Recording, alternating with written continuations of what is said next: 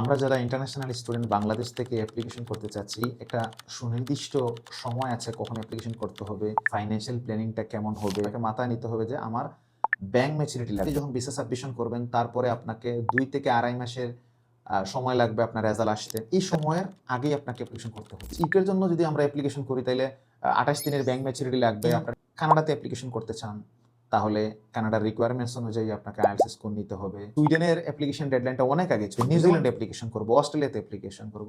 Same age 3 মাসের minimum maturity লাগবে। এই টাইম ফ্রেমের ব্যাপারে আমরা কিন্তু সচেতন থাকতে হবে। আসসালামু আলাইকুম, আশা করি সবাই ভালো আছেন। আজকে আমি কথা বলছি 12 জুলাই 2026 ইংরেজি। টাইম ফ্রেম দিয়ে শুরু করার কারণ হচ্ছে আজকে আমি অ্যাপ্লিকেশনের টাইম ফ্রেম নিয়ে কথা বলবো। আমরা যারা ইন্টারন্যাশনাল স্টুডেন্ট বাংলাদেশ থেকে অ্যাপ্লিকেশন করতে চাচ্ছি, আমরা যেই কান্ট্রিতেই করি একটা সুনির্দিষ্ট সময় আছে কখন অ্যাপ্লিকেশন করতে হবে, ফাইন্যান্সিয়াল প্ল্যানিংটা কেমন হবে, আপনার ফাইন্যান্সিয়াল প্রিপারেশনটা কখন থেকে নেবেন। তো একটা সুনির্দিষ্ট সময়, টাইম, প্রিপারেশন আপনাকে নিতে হবে। তো এই ব্যাপারে আসলে আজকে আমি কথা বলবো। প্রথমত আমি কথা না বাড়িয়ে স্পেসিফিকলি যদি বলি, যদি আপনি কানাডাতে অ্যাপ্লিকেশন করতে চান তাহলে কানাডার রিকোয়ারমেন্টস অনুযায়ী আপনাকে আইএলটিএস স্কোর নিতে হবে।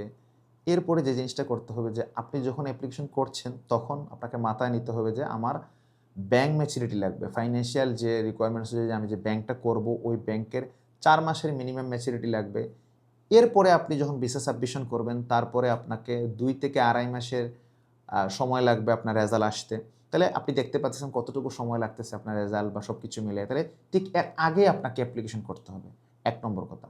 2 নম্বরে আসেন, আমরা যদি চিন্তা করি যে নিউজিল্যান্ডে অ্যাপ্লিকেশন করব, অস্ট্রেলিয়াতে অ্যাপ্লিকেশন করব, সেম এজ 3 মাসের মিনিমাম ম্যাচুরিটি লাগবে।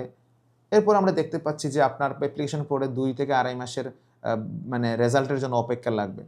তো তার মানে কথা হচ্ছে যে এই সময়ের আগেই আপনাকে অ্যাপ্লিকেশন করতে হচ্ছে। এবার যদি আমরা চিন্তা করি যে ইউকের জন্য যদি আমরা অ্যাপ্লিকেশন করি তাইলে 28 দিনের ব্যাংক ম্যাচুরিটি লাগবে, আপনার ইন্টারভিউ প্রিপারেশন আছে, অ্যাডমিশনের ব্যাপার আছে। তাহলে আপনাকে সেই অনুযায়ী আপনাকে আগে থেকে অ্যাপ্লিকেশনে যাইতে হবে, আইএলটিএস স্কোর নিতে হবে, ফাইন্যান্সিয়াল প্রিপারেশন নিতে হবে। সো এটা একটা ব্যাপার। এবার আমরা যদি একটু কথা বলি ইউরোপের দিকে, আমরা মানে জানি সবাই যে সুইডেনের অ্যাপ্লিকেশন ডেডলাইনটা অনেক আগে চলে যায়। যেমন অগাস্টের 15 তারিখ কি জানুয়ারির ডেডলাইন চলে গেছে।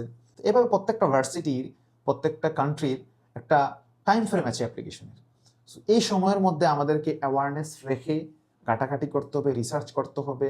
যদি মনে করেন যে এজেন্সির মাধ্যমে প্রসেসিং করবেন তাহলে এজেন্সির সাথে কনসাল্ট করতে হবে, প্রিপারেশন নিতে হবে।